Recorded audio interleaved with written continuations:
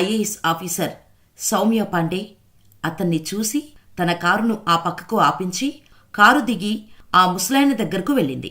ఆ ముసలాయనను ఆపి ముసలాయన ముందు నేలపై కూర్చొని, తాతా, ఇంత ఎండలో ఎక్కడికి వెళ్తున్నావు అని అడిగింది. అయితే వచ్చింది ఎవరో తెలీదు ఆ ముసలాయనకి. దాంతో, నేనా తల్లి, ఇదిగో ఈ ముందు కనిపిస్తుందే ఆఫీసు, అక్కడికే వెళ్తున్నా అని సమాధానమిచ్చాడు.